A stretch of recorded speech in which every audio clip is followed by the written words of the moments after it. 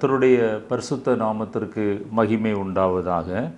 இன்றைக்கும் நம்முடைய தியானத்திற்கு ஆதாரமாக யோவான் எழுதின சுவிசேஷம் 11ஆம் அத்தியாயம் 39வது வசனத்தை நான் வாசிக்கிறேன். இயேசு கல்லை எடுத்து போடுங்கள் என்றார்.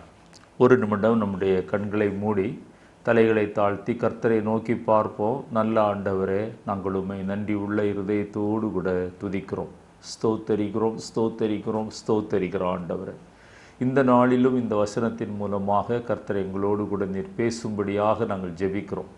பேசுகிறவர் நீங்கள் அல்ல, பரிசுத்த ஆவியானவர் தாமே என்று ஆண்டவரை பேசுகிற நானும் கேட்கிற ஒவ்வொருவரும் உணர்ந்து ஆண்டவரே இந்த செய்தியை ஆண்டவரே உட்கிரகிக்க கர்த்தர் கிருபை பாராட்டும்படியாக நாங்கள் ஜெபிக்கிறோம். எங்களை தாழ்த்துகிறோம், வெறுமையாக்குறோம். முற்றிலும் நீங்கள் ஆளுகை செய்யும்படியாக உம்முடைய கரத்தில் ஒப்பு கொடுக்கிறோம். இயேசு கிறிஸ்துவின் வெளியேறப்பெற்ற நாமத்தில் ஜெபிக்கிறோம். ஜெபங்கேளும் ஜீவனுள்ள எங்கள் நல்ல பிதாவே, ஆமென். இயேசு இந்த கல்லை எடுத்து போடுங்கள் என்றார் என்று யோவான் 11ஆம் அத்தியாயம் 39வது வசனத்திலே ஆண்டவராய் இயேசு கிறிஸ்து லாசருவை 4 நாள் ஆகி மரணமடைந்த லாசருவை உயிரோடு எழுப்புவதற்கு முன்பாக அந்த கல்லறையை மூடி வைத்திருந்த கல்லை எடுத்து போடுங்கள் என்று சொல்லுகிறார். ஏனென்றால் லாசரு அங்கே இருந்து உயிரோடு வெளியே வர வேண்டும். அதுபோல இந்த நாளிலும் வேதத்திலிருந்து சில கற்கள் நம்முடைய ஆவிக்குரிய ஜீவியத்திலே நாம் எடுத்து போட வேண்டிய சில கற்களை குறித்து நாம் தியானிக்க விரும்புகிறோம், அல்லது புரட்டி தள்ளப்பட வேண்டிய கற்களை குறித்து நாம் தியானிக்க போகிறோம். முதலாவதாக எகிப்து ஆகிய கல், எகிப்தின் அனுபவங்கள். எகிப்து என்றாலே பிளாக் என்று அர்த்தம். ஈஜிப்டுக்கு அதனுடைய லிட்டரரி மீனிங் பிளாக், இருளான ஒரு அனுபவம். வெளிச்சத்திற்கு வந்தோம் என்று சொன்னவர்களும் அந்த இருளின் அதிகாரத்திலே வாழ்கிற ஒரு அனுபவம். அந்த கல்லை இன்றைக்கு நாம் எடுத்து போட ஆவியானவர் சொல்லுகிறார். அதற்கு சில வசனங்களை நான் வாசிக்கிறேன். யாத்ராகமம் 15:5 ஆழி அவர்களை மூடிக்கொண்டது, கல்லை போல ஆழங்களிலே அமிழ்ந்து போனார்கள் என்று. இஸ்ரவேல் ஜனங்களை பின்தொடர்ந்து வந்த ஜனங்கள், அந்த எகிப்தியர்கள், அவர்கள் அந்த செங்கடலிலே அமிழ்ந்து போன கதையை நாம் வாசிக்கிறோம். ஏசாயா 19ஆம் அத்தியாயம் 3வது வசனத்தில் இந்த எகிப்தாகிய கல்லுடைய ஆவிக்குரிய ஒரு அர்த்தம் என்னவென்றால், விக்கிரகங்களையும் மந்திரவாதிகளையும் சன்னத்துக்காரர்களையும் குறி சொல்கிறவர்களையும் தேடுகிற அனுபவம். நீங்கள் அந்த வசனத்தை வாசித்து பாருங்கள். குறிப்பாக சொன்னால் மூட நம்பிக்கை அல்லது சூப்பர்சிஷன். இன்றைக்கு ரட்சிக்கப்பட்டவர்கள் என்று சொன்னவர்களும் அல்லது விசுவாசிகள் என்று மாறுதட்டி கொள்ளுகிறவர்களும் கூட அதில் ஒரு சாரார் நாள் பார்க்கிறவர்களாய், நிமித்தம் பார்க்கிறவர்களாய், குறி கேட்கிறவர்களாய், குறிப்பாக அந்த சிசேரியன் ஆப்ரேஷனுக்கு கூட நேரம் பார்த்து செய்கிற ஒரு பரிதாப நிலைமையை கிறிஸ்தவர்களுக்கு மத்தியிலே நாம் பார்க்கிறோம். இது எகிப்தினுடைய அனுபவம். அந்த கல் இன்றைக்கு எடுத்து போடப்பட வேண்டும் என்று ஆவியானவர் விரும்புகிறார். ஏசாயா தீர்க்கதரிசியின் புத்தகம் 30ஆம் அத்தியாயம் முதல் 7 வசனங்களை நீங்கள் வாசித்து பார்ப்பீர்களேயானால், அந்த எகிப்து என்கிற கல்லை குறித்து ஆவியானவர் என்ன சொல்கிறார்? சகாயத்திற்கும் பிரயோஜனத்திற்கும் உதவாமல் வெட்கத்திற்கும் நிந்தைக்கும் மாத்திரமே உதவுபவர்கள். அவர்களை கொண்டு எந்த நற்கிரியைகளும் இல்லை, எந்த பிரயோஜனமும் இல்லை. ஆங்கிலத்திலே நீங்கள் அதை வாசிக்கும்போது அன்ப்ராஃபிட்டபிள். அப்படிப்பட்ட அனுபவம் இன்றைக்கு நம்முடைய ஆவிக்குரிய ஜீவியத்தில் இருக்குமே. ஆனால் அந்த எகிப்து என்கிற கல் நம்மை அமிழ்த்து கொண்டிருக்கிறது என்று அர்த்தமா? அந்த மற்றவர்களுக்கு பிரயோஜனம் உள்ள ஒரு வாழ்க்கை, மற்றவர்களுக்கு ஆசீர்வாதமாய் வாழ வேண்டிய வாழ்க்கைக்கு பதிலாக அன்ப்ராஃபிட்டபிள் லைஃப் என்று ஒரு அனுபவம் தான் அந்த எகிப்தின் அனுபவம் என்று ஏசாயா தீர்க்கதரிசியின் புத்தகம் முதல் 7 வசனங்கள் சொல்கிறது. அவர்களை கொண்டு எந்த சகாயமும் இல்லை, எந்த பிரயோஜனத்துக்கும் இல்லை. ஆனால் வெட்கத்திற்கும் நிந்தைக்கும் அவர்கள் பிரயோஜனம் உள்ளவர்களாயிருக்கிறார்கள். அவர்களால் ஏற்படக்கூடிய வெட்கம், நிந்தை இன்றைக்கு சபைகளிலும் அப்படிப்பட்டவர்கள் காணப்படுகிறார்கள். இன்றைக்கு அநேக கிறிஸ்தவ வட்டாரங்களிலே அப்படிப்பட்டவர்கள் காணப்படுகிறார். எனவே அந்த எகிப்து ஆகிய கல் நம்மை விட்டு கடந்து போக வேண்டும். ஏசாயா தீர்க்கதரிசியின் புத்தகம் 36ஆம் அத்தியாயம் 6வது வசனத்தையும் 2 ராஜாக்கள் 18ஆம் அத்தியாயம் 21வது வசனத்தை நீங்கள் வாசிப்பீர்களேயானால் அந்த எகிப்தை பற்றி சொல்லப்பட்ட இன்னொரு காரியம், அவர்கள் நெறிந்த நாணலை போன்றவர்கள். என்ன அர்த்தம்? அந்த நாணல் அங்கேயும் ஆடும் இங்கேயும் அசையும். காற்று எந்த திசையில் வீசுகிறதோ அதற்கு ஏற்றாற் போல நாணல் தன்னுடைய திசையை மாற்றிக்கொள்ளும். நம்பத்தகாத ஒரு அனுபவம். இந்த நம்பத்தகாத அனுபவங்கள் நம்மை குறித்து ஒரு மனிதன் ஒரு சர்டிஃபிகேட் சொல்வான், என்ன அந்த மனுஷனை நம்ப முடியாது என்று சொல்வானே, ஆனால் நான் எகிப்தின் அடிமைத்தனத்தில் இருக்கிறேன், இருள் என்னை சூழ்ந்து கொண்டிருக்கிறது என்று அர்த்தம். அதை ஆங்கிலத்திலே இன்னும் கடுமையாக சொல்கிறார்கள், ட்ரெக்கரஸ் என்று சொல்கிறார்கள். ஏமாற்றுகிறவர்கள், வஞ்சிக்கிறவர்கள், துரோகம் பண்ணுகிறவர்கள். எரேமியா 46:6 அந்த எகிப்தினுடைய இன்னொரு அனுபவம் என்னவென்றால் ஓவர் ஆம்பிஷியஸ், அதாவது தங்களுடைய தகுதிக்கு மிஞ்சி தங்களை வெளிப்படுத்த விரும்புகிறவர்கள், தங்களை குறித்து மேலான எண்ணம் உள்ளவர்கள், அல்லது சக்திக்கு மிஞ்சின காரியங்களை செய்து திணறுகிற ஒரு அனுபவம். இதுவும் எகிப்தின் அனுபவம் தான். பார்த்ததெல்லாம் செய்ய வேண்டும் என்கிற அனுபவம், எல்லாவற்றையும் நானே செய்ய வேண்டும் என்கிற அனுபவம்.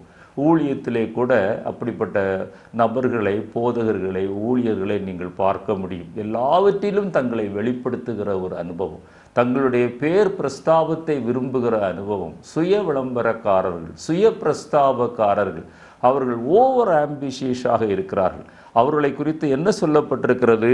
பிரவாகத்தை போல புரண்டு வருகிற, அலைகள் மோதி அடிக்கிற நதியை போல அவர்கள் வருவார்கள். அவர்கள் மற்றவர்களை அழிக்க கூட தயங்க மாட்டார்கள். தங்களை வெளிப்படுத்துவதற்காக மற்றவர்களை மட்டுப்படுத்துவார்கள். அப்படிப்பட்ட அனுபவம் நம்முடைய வாழ்க்கையிலே காணப்படுமேயானால் அது எகிப்தின் அனுபவம். எனவே எகிப்து என்கிற கல் அது இந்த நேரம் பார்க்கிறது, நிமித்தம் பார்க்கிறது, அல்லது பிரயோஜனமற்ற, சகாயமற்ற, அல்லது நம்பத்தகாத, அல்லது ஓவர் ஆம்பிஷியஸாக இருக்கிற அப்படிப்பட்ட அனுபவங்கள் இன்றைக்கு நம்முடைய வாழ்க்கையில் இருக்கிறதா என்று பார்த்து, அப்படிப்பட்ட அனுபவங்கள் இருக்குமேயானால் இயேசு சொன்னதை நினைவு கூறுகிறோம், இந்த கல்லை எடுத்து போடுங்கள். 2வதாக விக்கிரக ஆராதனை ஆகிய கல். விக்கிரக ஆராதனையை தேவனாகிய கர்த்தர் வேதத்தில் பல இடங்களிலும் விபச்சாரத்திற்கு அவர் ஒப்பனையாக சொல்லுகிறார். எனவே இது விபச்சார கல் என்று கூட நாம் சொல்லலாம். சில வசனங்களை நான் உங்களுக்கு ஞாபகப்படுத்த விரும்புகிறேன். உபாகமம் 4:28 கல்லும் மரமும் ஆகிய விக்கிரகம். மனிதன் தனக்கு தானே தெய்வங்களை உண்டாக்குகிற அனுபவம், கல்லையும் மண்ணையும் உருவங்களாக மாற்றி அதை தெய்வமாக வணங்குகிற அனுபவம், புனிதர் வழிபாடு, மாதா வழிபாடு, இப்படிப்பட்ட அனுபவங்கள் எல்லாம் வேதத்திற்கு புறம்பான வழிபாடுகள், வேதத்திற்கு புறம்பான ஆராதனைகள். இதெல்லாம் விக்கிரக ஆராதனை, பொருளாசையாகிய விக்கிரகம். ஏசாயா 57:6 சொல்லுகிறது, பள்ளத்தாக்கிலே வளவளப்பான சிலைகளை அவன் உண்டு பண்ணுகிறான், அதற்கு பான பலியை கொடுக்கிறான், போஜன பலியை கொடுக்கிறான். விக்கிரகங்கள் நிறைந்த தேசத்திலே நீங்களும் நானும் வாழ்ந்து கொண்டிருக்கிறோம். இப்படிப்பட்ட அனுபவங்கள் எங்கும் நீங்கள் பார்க்க முடியும். ஆனால் விக்கிரகங்களை வணங்குகிறவர்களை பார்க்கும்போது, விக்கிரகங்களை பார்க்கும்போது நமக்குள்ளே ஒரு பக்தி வைராக்கியம் உண்டாக வேண்டும். அவர்களை நீங்களும் நானும் ரட்சிப்புக்குள்ள வழி நடத்த வேண்டும், அவர்களுக்காக ஜெபிக்க வேண்டும். சிலைகளை உண்டு பண்ணுகிற அனுபவம். எரேமியா 3:9 கல்லோடும் மரத்தோடும் வாழ்கிற ஒரு அனுபவம், கல்லையும் மரத்தையும் சிலைகளாக செய்து வாழுகிற ஒரு அனுபவம். அப்படிப்பட்ட அனுபவம் தான் இந்த நம்முடைய வாழ்க்கையில் இருக்குமே. ஆனால் அதெல்லாம் அந்த விக்கிரக ஆராதனைக்கு சமம். பொருளாசை இருக்குமே, ஆனால் அது விக்கிரக ஆராதனைக்கு சமம். விக்கிரகம் என்றால் என்ன? குறிப்பாக புதிய ஏற்பாட்டு காலத்தில் இவ்வளவு நேரமும் நான் சொன்னது பழைய ஏற்பாட்டு விக்கிரகங்கள். புதிய ஏற்பாட்டு காலத்தில் இயேசுவை விட யாரை அதிகமாக நாம் நேசிக்கிறோமோ, அல்லது யாருக்கு நாம் அதிகமாக முக்கியத்துவம் கொடுக்கிறோமோ, அந்த நபர் அல்லது அந்த பொருள் அல்லது அந்த பதவி அல்லது அந்த அந்தஸ்து அல்லது அந்த ஸ்தானம், அது கர்த்தருடைய பார்வையில் விக்கிரகமாய் காணப்படுகிறது. 1 சாமுவேல் 2:29 ஏலியை குறித்து வாசிக்கிறோம்.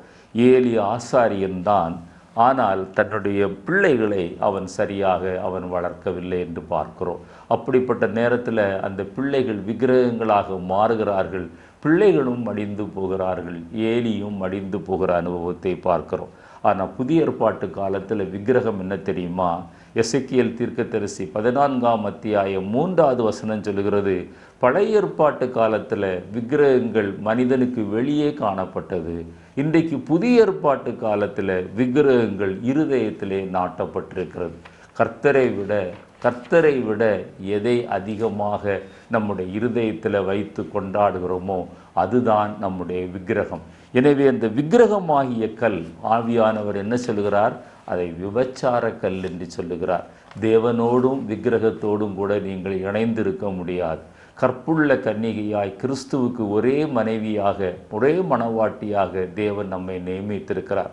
எனவே இன்னொரு தெய்வம் நமக்கு இல்லை, இன்னொரு விக்கிரகம் நம்முடைய இருதயத்திலே நாட்டப்படக்கூடாது. அப்படிப்பட்ட கல் இந்த காலத்தில் எடுத்து போடப்பட வேண்டும் என்று ஆவியானவர் விரும்புகிறார். மூன்றாவதாக, மற்றவர்களுடைய நிறைவை பாராட்ட முடியாதவர்கள் மற்றவர்களுடைய குறைகளையே, மற்றவர்களுடைய குற்றங்களையே, தங்களிடத்தில் அதே குற்றங்கள் குறைவுகள் இருந்தாலும் அதை பெரிதுபடுத்தி அவர்கள் பேசுவார்கள்.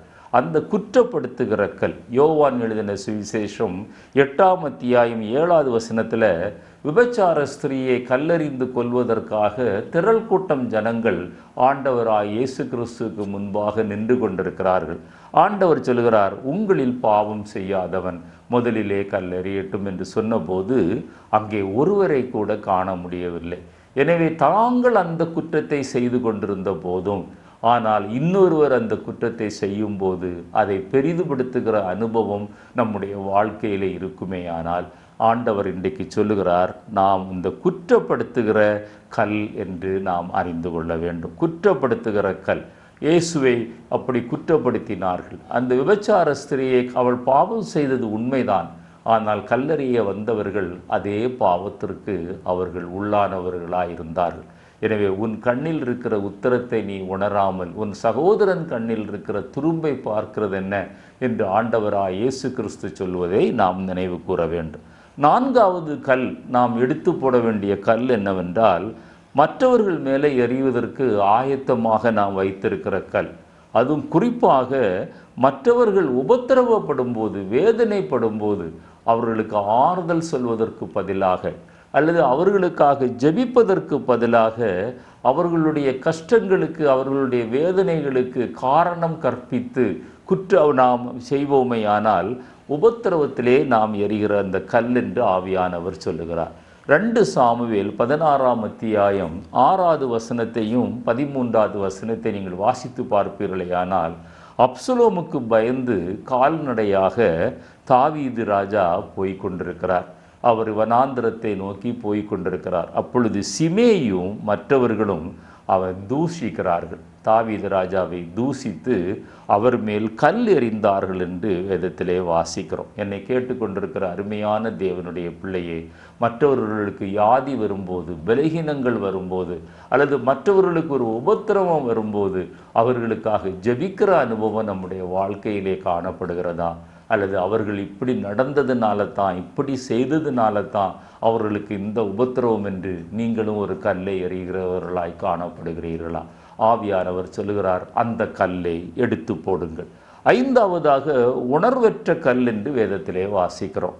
சகரியா தீர்க்கதரிசியின் புத்தகம் 7ஆம் அத்தியாயம் 12வது வசனத்தில் இந்த உணர்வற்ற கல்லை ஆங்கில வேதாகமத்திலே நீங்கள் வாசித்து பார்ப்பீர்களேயானால் ஃப்ளிண்ட் என்று சொல்லப்பட்டிருக்கிறது.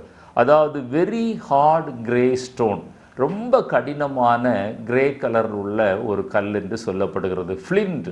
அது என்ன அர்த்தம்? இந்த கல்லுடைய அர்த்தம் என்ன? சகரியா 7:12 எதற்காக ஆண்டவர் அந்த ஓமானத்தை பயன்படுத்துகிறார்?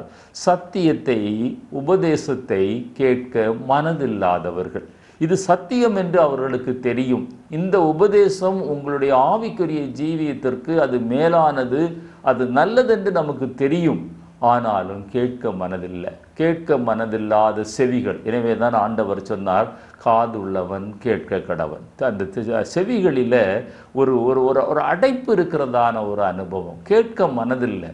இது உண்மை என்று தெரியும், இயேசுதான் உண்மையான தெய்வம் என்று அவர்களுக்கு தெரியும். ஆனாலும் அதை கேட்க மனதில்லை, அதன்படி நடக்க மனமில்லை. தங்களுடைய பாரம்பரியங்களின்படி, தங்களுடைய பழக்க வழக்கங்களின்படி நடந்து கொள்ள முயற்சிக்கிறார்கள். ஆவியானவர் சொல்கிறார், அந்த உணர்வற்ற கல்லை இன்றைக்கு நாம் தூக்கி எறிய வேண்டும். அந்த இருதயத்தை அவர்கள் வைராக்கியமாக்கினார்கள் என்று சகரியா 7:2 அவர்கள் வைராக்கியமாக்கினார்களாம். அந்த இருதயத்தை கேட்கக்கூடாதபடி கடினப்படுத்தினார்கள். அதைத்தான் ஃப்ளிண்ட் என்று வாசிக்கிறோம், வெரி ஹார்டு கிரே ஸ்டோன் என்று சொல்லுகிறார்கள். ஆறாவதாக பயனற்ற கல். தலைக்கல்லும் எடுக்க முடியாது, மூளைக்கல்லும் எடுக்க முடியாது என்று யாரை குறித்து ஆண்டவர் சொல்கிறார்? பாபிலோனை குறித்து சொல்லுகிறார். பாபிலோனை குறித்து சொல்லும்போது எரேமியா தீர்க்கதரிசியின் புத்தகம் 51:26 அவர்களிடத்திலிருந்து எந்த நன்மையும் இல்லை. அந்த கல்லிலிருந்து ஒரு அஸ்திவாரம் போடுவதற்கு தேவையான தலைக்கல்லும் அங்கே எடுக்கிறதற்கான வாய்ப்பில்லை, மூளைக்கல் எடுப்பதற்கான வாய்ப்பும் இல்லை என்று எரேமியா 51:26 சொல்லுகிறார். இதை இன்னொரு வகையில் சொன்னால், தனக்கு தானே பலன் கொடுக்கிற திராட்சை செடி என்று ஆவியானவர் சொல்லுகிறார். அவர்களை கொண்டு மற்றவர்களுக்கு எந்த பிரயோஜனமும் இல்லை. ஆண்டவர் சொல்லுகிறார், நீ ஆசீர்வாதமாய் இருப்பா என்று சொன்னார். நாம் ஆசீர்வதிக்கப்படுவதை விட மற்றவர்களுக்கு ஆசீர்வாதமாய் இருப்பதே மேலான ஒரு அனுபவம். அப்படிப்பட்ட நிலைமையிலே அவர்கள் இல்லை. தலைக்கல்லும் எடுக்க முடியல, மூளைக்கல்லும் எடுக்க முடியல என்று கர்த்தர் பாபிலோனை சபித்தது போல, அந்த சாபத்தீட்டுக்குள்ளாக நீங்களும் நானும் கடந்து போகாமல் மற்றவர்களுக்கு ஆசீர்வாதமாக இருக்க வேண்டும் என்கிற வாஞ்சையோடு காணப்பட வேண்டும். அந்த பயனற்ற கல் நம்மிடத்தில் இருக்குமேயானால் ஆண்டவர் சொல்கிறார், அதை எடுத்து போடுங்கள். ஏழாவதாக கல்லான இருதயம் என்று ஆண்டவர் சொல்லுகிறார். கல்லான இருதயம். இந்த கல்லான இருதயத்திற்கு வேதத்தில் ஒரு மனிதனை நான் சுட்டி காட்ட விரும்புகிறேன். அந்த நாபால், அபிகாயிலுடைய அந்த புருஷனாக இருந்த நாபால், அந்த அவரை குறித்து வேதம் என்ன சொல்கிறது? எசேக்கியேல் தீர்க்கதரிசியில் சொல்லப்பட்டது போல 11:19 கல்லான இருதயம் அவருக்கு காணப்படுகிறது. அந்த கல்லான இருதயம் அந்த மனிதனை குறித்து அந்த 1 சாமுவேல் 25 நம்ம வாசிக்கும்போது 37 நாபாலின் இருதயம் கல்லை போல இருந்தது வேதத்திலே வாசிக்கிறோம். 25 2 மகா பாரி குடித்தன காரணம் என்ன? அவனுடைய இருதயம் கல்லாவதற்கு ஒரு முக்கியமான காரணம் என்ன? அந்த மகாபாரி, கிரேட் என்று ஆங்கிலத்திலே வாசிக்கிறோம். அவனிடத்தில் இருந்ததான சுபாவங்கள் 25:3 அந்த சுபாவங்களை பற்றி சொல்லப்படுகிறது. அவன் முரடன், அவன் துராகிருதன், அவனுடைய வாழ்க்கையில் அந்த மென்மையான அனுபவமே இல்லை. 25:14 சீரும் குணம் உள்ளவன், எதற்கெடுத்தாலும் எரிச்சல், கோபம், ஆங்கிலத்தில் ரெயிலிங் என்று வாசிக்கிறோம். 25:17 யாரும் அவனை அண்ட முடியாது. பாருங்க, சீருகிற குணம், யாரும் பக்கத்தில் நெருங்க முடியாது. அவனுடைய துராகிருதம், அவன் முரடன். இப்படிப்பட்ட சுபாவங்கள் நம்மிடத்தில் இருக்குமேயானால் ஆவியானவர் இன்றைக்கு நம்முடைய சுட்டி காட்டுகிறார், அது கல்லான ஒரு இருதயம். அந்த கல்லை எடுத்து போடுங்கள். சில வீடுகளில் மனைவி புருஷனை அண்ட முடியாது, பிள்ளைகள் அண்ட முடியாது. ஒரு டெரர். எங்கள் அப்பாவை பார்த்தாலே எனக்கு ஒரு டெரர் என்று சொல்லுவார்கள். என்னை கேட்குற அருமையான தேவனுடைய பிள்ளையே, ஆனால் அப்பா விசுவாசியாக இருப்பார் அல்லது கிறிஸ்தவராக இருப்பார். எவ்வளவு மோசமான ஒரு சாட்சி பாருங்க. ஆனால் ஆவியானவர் இன்றைக்கு நம்மோடு கூட பேசுகிறார். எசேக்கியேல் 11:19 அந்த கல்லான இருதயத்தை எடுத்து நவமான சதையான இருதயத்தை தந்து தேவனுடைய பிரமாணங்களின்படி, கட்டளைகளின்படி, நியாயங்களின்படி நடக்க, அதை கை கொள்ள, அவைகளின்படி செய்ய ஏக இருதயத்தை ஆண்டவர் தந்து, கர்த்தர் நம் தேவன் என்றும் நாம் அவருடைய ஜனங்கென்னும் மற்றவர்கள் சாட்சி சொல்லத்தக்கதாக எசேக்கியேல் 36:26 வாசிப்பது போல ஒரு புதிதான ஆவியை ஆண்டவர் நம்முடைய இருதயத்திலே ஊற்ற விரும்புகிறார். எனவே கல்லான இருதயம் நம்மை விட்டு அகன்று போக வேண்டும் என்று ஆவியானவர் விரும்புகிறார். எட்டாவதாக ஐம்புலன்களை அடக்குகிற ஒரு 5 கற்கள். வேதத்தில் நீங்கள் யோசுவாவின் புத்தகத்தை வாசித்து பார்ப்பீர்களேயானால் 16வது வசனத்திலிருந்து 26 வசனத்தில் அந்த யுத்தங்களை நடத்தி கொண்டு போகிற யோசுவாவுக்கு விரோதமாக, இஸ்ரவேலருக்கு விரோதமாக 5 ராஜாக்கள் வருகிறார்கள். முதலாவதாக எருசலேமின் ராஜா அதோனிசதேக், இரண்டாவதாக எபிரோனின் ராஜா ஓகாம், மூன்றாவதாக யர்மூத்தின் ராஜா ஈராம், லாகீஸின் ராஜா யப்பியா, எக்லோனின் ராஜா தெபிரு. இந்த 5 ராஜாக்கள் இஸ்ரவேல் ஜனங்கள் கானான் தேசத்திற்கு நேராக கடந்து போகிற போது இவர்கள் 5 பேரும் இணைந்து இஸ்ரவேல் ஜனங்களுக்கு விரோதமாக வருகிறார்கள். பாருங்க, இந்த 5 ராஜாக்கள் எதை குறிக்கிறது என்றால், இந்த 5 ராஜாக்களும் 5 புலன்களை குறிக்கிறது. அந்த மெய், வாய், கண், காது, மூக்கு என்கிற 5 புலன்களையும் குறிக்கிறது.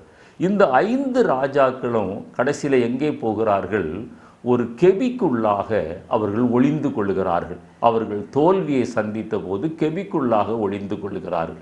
அப்பொழுது இஸ்ரவேல் ஜனங்கள் ஒரு பெரிய கல்லை எடுத்து அந்த கெபியின் வாசலை அடைத்து பிறகு அவர்களை வெளியிலே கொண்டு வந்து அவர்களை சங்காரம் பண்ணினதாக வேதத்திலே நீங்கள் வாசிக்க முடியும். அதுபோல இன்றைக்கு நம்முடைய 5 புலன்களையும் அடக்குகிற ஒரு அனுபவம் நம்முடைய வாழ்க்கையிலே காணப்பட வேண்டும். நம்முடைய கண்கள், நம்முடைய காது, நம்முடைய மூக்கு, நம்முடைய வாய், நம்முடைய சரீரம், அந்த மாம்சத்தின் இச்சை, கண்களின் இச்சை, ஜீவனத்தின் பெருமை, இந்த 5 மூலமாக வருகிற இந்த 3 இச்சைகள், முக்கூறு ஆயுதங்கள், இவைகள் அடக்கப்பட வேண்டும். சில வசனங்களை நான் சுட்டி காட்ட விரும்புகிறேன்.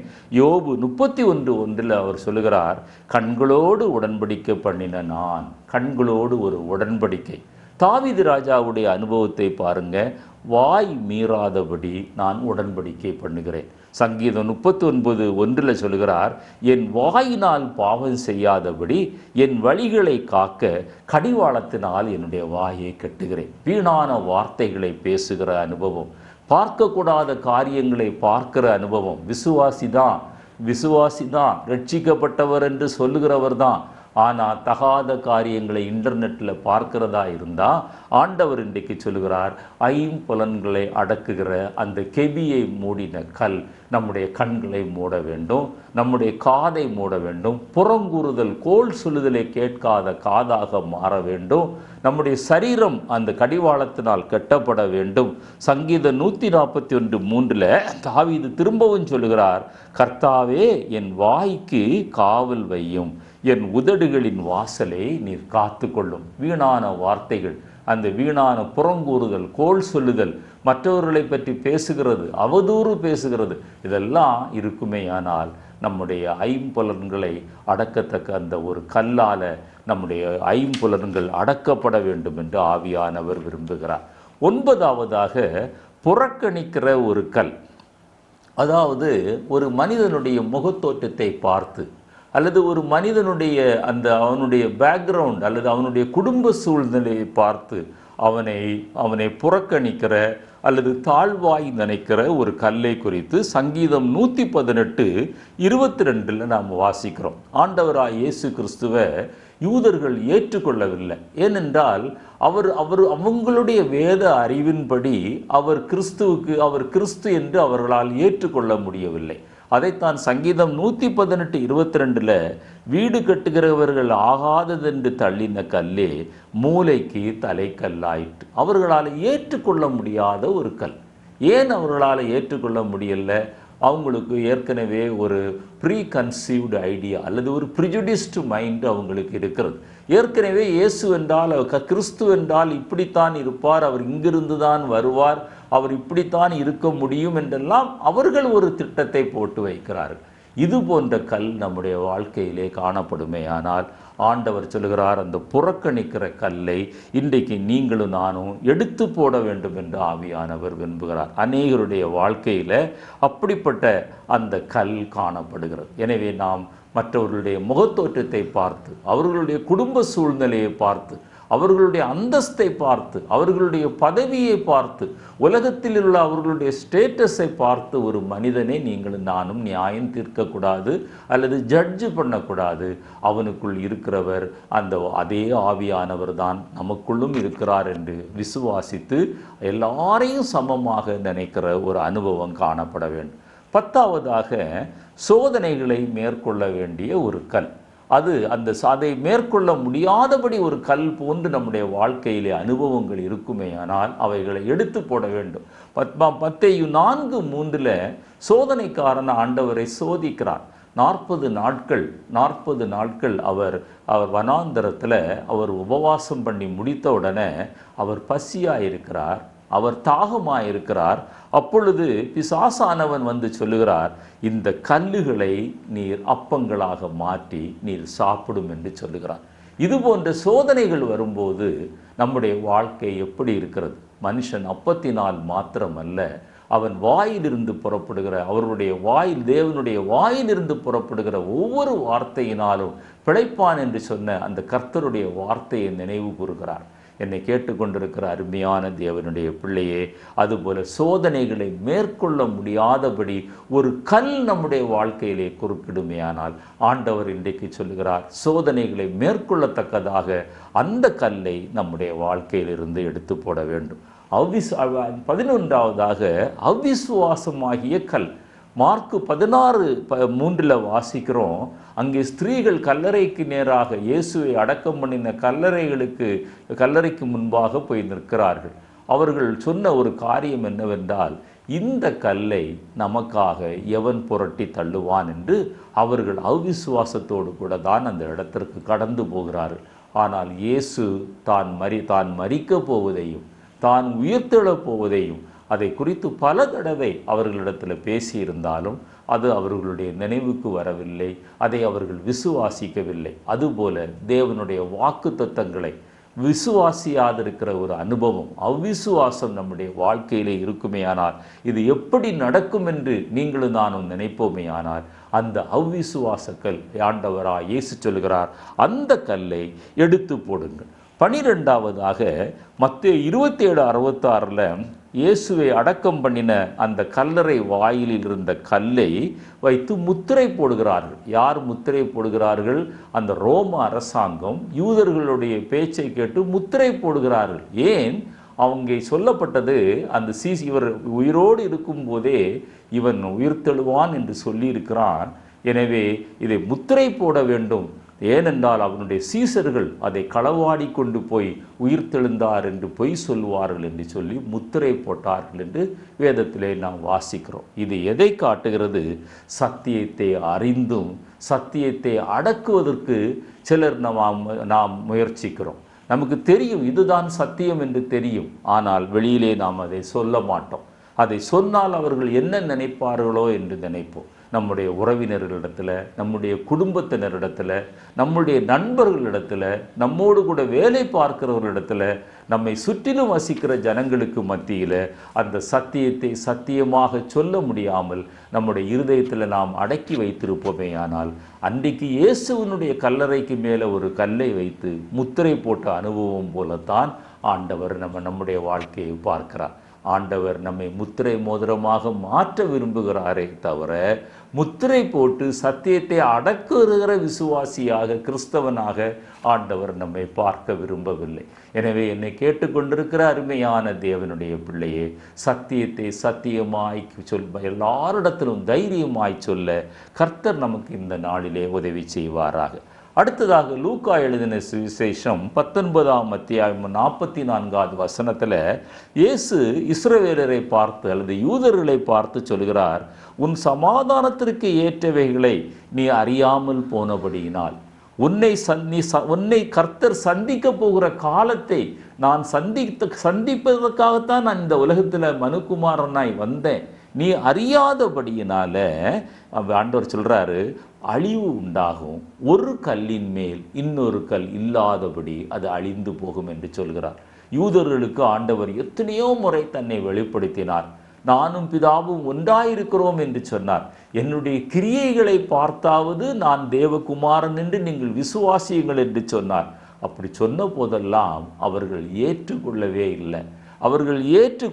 அப்பொழுதுதான் ஆண்டவர் சொல்றாரு, ஒரு அழிவு உண்டாகும் என்று சொல்லுகிறார். பாருங்க, ஆண்டவர் சொன்னார், ஒரு கல்லின் மேல் ஒரு கல் இல்லாமல் போகும். இதை தீர்க்க தரிசனமாக மீகா தீர்க்க தரிசி 3:12 சீயோன் வயல்வெளி போல் உளப்படும், எருசலேம் மண்மேடுகளாகும், ஆலயத்தின் பர்வதம் காட்டு மேடுகளாகும் என்று சொல்லப்பட்டது.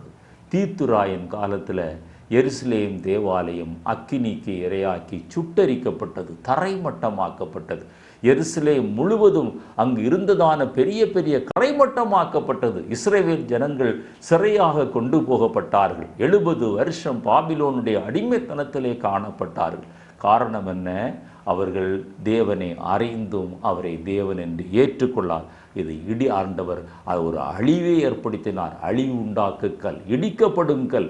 அதுபோல நம்முடைய வாழ்க்கையிலும் என்னை கேட்டுக்கொண்டிருக்கிற தேவனுடைய பிள்ளையே, சத்தியம் இது என்று தெரிந்தும் நீ இன்னும் காலதாமதம் செய்வாயானால், சத்தியம் இது என்று தெரிந்தும் நீ அதை மூடி மறைப்பாயானால், விளக்கை கொளுத்தி அதை மரக்காலில் மேலே மூடி வைக்கிற அனுபவம் அல்ல, அதை விளக்கு தண்டின் மேலே அதை வைக்கிற அனுபவம் நம்முடைய வாழ்க்கையில் இல்லாமல் போகுமானால், ஆண்டவர் இந்த காலை வேளையிலே நம்மை எச்சரிக்கிறார்.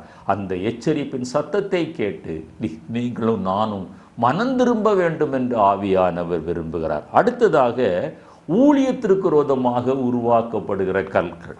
யோவான் எழுதின சுவிசேஷம் 8ஆம் அத்தியாயம் 59வது வசனம், 10ஆம் அத்தியாயம் 31வது வசனம். இந்த வசனங்கள் எல்லாம் யோவான் 8ஆம் அத்தியாயம் 8ஆம் அத்தியாயம் 59, 10ஆம் அத்தியாயம் 31, 32 வசனங்கள் எல்லாம் நீங்கள் வாசித்து பார்ப்பீங்கன்னா, ஆண்டவராய் இயேசு கிறிஸ்துவை கொல்லுவதற்காக கல்லெறிகிறார்கள், கல்லை கரங்களில் எடுக்கிறார்கள். அவர் செய்த பாவம் என்ன?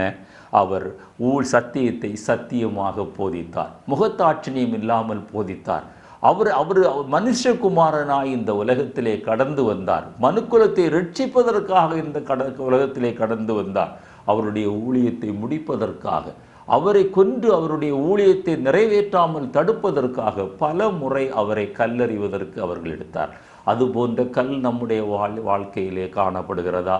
ஊழியக்காரர்களுக்கு விரோதமாக, ஊழியங்களுக்கு விரோதமாக, நம்முடைய சிந்தையிலே, நம்முடைய எண்ணங்களிலே, நம்முடைய வாயிலே, நம்முடைய கிரியைகளிலே நாம் வைத்திருக்கிற கற்கள் இன்றைக்கு நம்மை விட்டு அகற்றப்பட வேண்டும் என்று ஆவியானவர் விரும்புகிறார். இயேசு சொன்ன உபதேசத்தை அவர்களுக்கு கேட்க மனதில்லை, அல்லது அவர்கள் ஏற்றுக்கொள்ள விரும்பல. அதற்கு அவர்கள் எடுத்த முடிவென்ன? இயேசுவை அழிக்க வேண்டும் என்று நினைத்தார்கள். அதுபோல இன்றைக்கும் ஊழியத்திற்கு விரோதமாக வீசப்படுகிற கற்கள் நம்மை அறியாமலே நம்மிடத்தில் இருக்குமேயானால், கர்த்தர் இன்றைக்கு சொல்லுகிறார், அந்த கற்களை நாம் எடுத்து போடுவோம். 15வதாக மத்தேயு 18ஆம் அத்தியாயம் 6வது வசனம், மார்க்கு 9ஆம் அத்தியாயம் 42வது வசனம், லூக்கா 7ஆம் அத்தியாயம் 17ஆம் அத்தியாயம் 2வது வசனத்தில் ஒரே காரியத்தை ஆண்டவர் சொல்லுகிறார். இந்த சிறியரில் ஒருவனுக்கு நீங்கள் இடறல் உண்டாக்கினால் அவனுடைய கழுத்தில் எந்திர கல்லை கட்டி சமுத்திரத்தின் ஆழத்தில் கொண்டு போய் போட்டு விடுங்கள் என்று சொல்லுகிறார். நாம் மற்றவர்களுக்கு இடரலாக இருக்கிறோமா? அந்த ஆங்கிலத்தில் அந்த எந்திரக்கல் மில் ஸ்டோன் என்று எழுதப்பட்டிருக்கிறது. அதாவது கிரைண்டிங் ஸ்டோன், அரைக்கிறதற்கு பயன்படுகிற கல். மிக கடினமான, மிக கனமான ஒரு கல். ஆனால் அந்த கடினமான கல்லை, அந்த மிக கனமான அந்த ஒரு கல்லை நம்மை அறியாமலே நம்முடைய வார்த்தையினால், நம்முடைய செயலினால், நம்முடைய பழக்க வழக்கங்களினால், நம்முடைய நடத்தையினால் வாழ்ந்து காட்டாமல் நாம் தவறுகிற நேரங்களில் ஒரு எந்திர கல்லை நம்முடைய கையிலே வைத்து கொண்டு அதை இன்னொருவனுக்கு இடரலாக நம்மை அறிந்தோ அறியாமலோ செய்கிற அனுபவம் நம்முடைய வாழ்க்கையில் இருக்குமேயானால், ஆண்டவர் சொல்கிறாரு, அந்த எந்திர கல்லை உங்களை விட்டு நீங்கள் நீக்கி போடுங்கள் என்று சொல்லுகிறார், எடுத்து போடுங்கள் என்று சொல்லுவார். இடரலை உண்டாக்குகிற கல். கடைசியாக ஒரு கல்லை நான் சொல்லி முடிக்க விரும்புகிறேன். அந்த பாவத்தின் சம்பளமாக மரணம், அந்த மரணமாகிய கல். அந்த அப்சலோமுடைய வாழ்க்கையை நீங்கள் பார்ப்பீர்களேயானால் 2 சாமுவேல் 18-17 வாசித்துக்கும் போது அப்சலோமை கொன்று அந்த வனாந்திரத்தில், அந்த காட்டுக்குள்ள ஒரு பெரிய குழியிலே போட்டு அவன் மேலே ஒரு பெரிய கற்குவியலை குவித்தார்கள் என்று வேதத்திலே வாசிக்கிறோம். காரணம் என்ன? தகப்பனுக்கு விரோதமாக வந்தான், தன்னுடைய சகோதரனை கொலை செய்தான். தகப்பனுடைய மர்மனையாட்டிகளோட பட்ட பகலில் சூரிய வெளிச்சத்தில் எல்லாரும் பார்க்க பிரவேசித்து தகப்பனை அவமானப்படுத்தினான், கேவலப்படுத்தினான். தகப்பனை தன்னுடைய சிங்காசனத்தை விட்டு அவன் ஓடும்படியாக, கால்நடையாய் நடந்து ஓடும்படியாக அவன் செய்தான். இத்தனை பாவங்கள் அவனுடைய வாழ்க்கையில் இருந்தது. முடிவு என்ன தெரியுமா? அவன் கர்வாலி மரத்தில் அவனுடைய தலைமயிர் அதில் சிக்கி அவன் தொங்கிக் கொண்டிருக்கும் போது தானே அவனை அடித்து கொன்று ஒரு பெரிய குழியிலே போட்டு ஒரு பெரிய கற்குவியலை அவன் மேல் வைத்தார்கள் என்று வேதத்திலே வாசிக்கிறோம். இன்னும் அநேக கற்கள் வேதத்திலே இருக்கிறது. அவைகளை நான் இப்பொழுது சொல்லவில்லை. இன்னொரு செய்தியில் அதை சொல்ல நான் விரும்புகிறேன். என்னை கேட்டுக்கொண்டிருக்கிற அருமையான அந்த இளைய குமாரன் தகப்பனு பரலோகத்தில் உள்ள தேவனுக்கு விரோதமாக, என் தகப்பனுக்கு விரோதமாக நான் பாவம் செய்தேன் என்று உணர்ந்து அவன் புத்தி தெளிந்த போது தன் தகப்பனிடத்தில் திரும்பி வந்தான். இன்றைக்கு நம்ம உலக பிரகாரமான பெற்றோர்களுக்கு விரோதமாக அல்லது பரம தகப்பனுக்கு விரோதமாக நாம் பாவம் செய்வோமே ஆனால், நான் அந்த பாவத்தில் நிலைத்திருப்போமே ஆனால், அது தவறென்று தெரிந்தும் அதை தொடர்ந்து நீங்களும் நானும் செய்து கொண்டிருப்போமே ஆனால், வேதம் சொல்கிறது பாவத்தின் சம்பளம் மரணம். அப்சலோமை நினைத்து கொள்ளுங்கள், லோத்துவின் மனைவியை நினைத்து கொள்ளுங்கள் என்று வேதத்திலே ஒரு வார்த்தை இருக்கிறது. ஆனால் அதே போல அப்சலோமுடைய முடிவையும் நாம் நினைத்து கொள்ள வேண்டும். என்னை கேட்டுக்கொண்டிருக்கிற அருமையான தேவனுடைய பிள்ளை, நாம் தியானித்த இந்த 17 வகையான அகற்றப்பட வேண்டிய கல்கள், எடுத்து போட வேண்டிய கல்கள், புரட்டி தள்ளப்பட வேண்டிய கற்கள் நம்முடைய வாழ்க்கையில் நாம் அறிந்தோ அறியாமலோ எங்காவது ஒரு பையில், நம்முடைய அடப்பையில், தாவீது கூழாங்கற்களை அடப்பையில் கொண்டு போனது போல நாம் வைத்திருப்போமே ஆனால், ஆண்டவராய் இயேசு கிறிஸ்து யோவான் 11:39 சொன்னது போல இந்த கல்லை எடுத்து போடுங்கள். எந்த கல் யாரிடத்தில் இருக்கிறது என்று என ஆவியானவருக்கு தெரியும். அது எத்தனை வகையான அப்படிப்பட்ட கற்கள் இருக்கிறது என்று தெரியும். அது எதுவாக இருந்தாலும் எடுத்து போட ஆவியானவர் இன்றைக்கு உதவி செய்வாராக.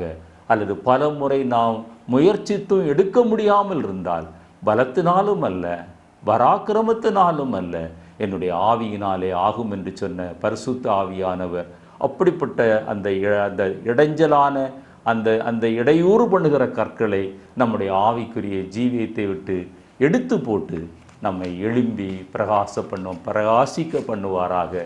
கர்த்தர் தாமே இந்த வார்த்தைகளை ஆசீர்வதிப்பாராக. ஆமேன்.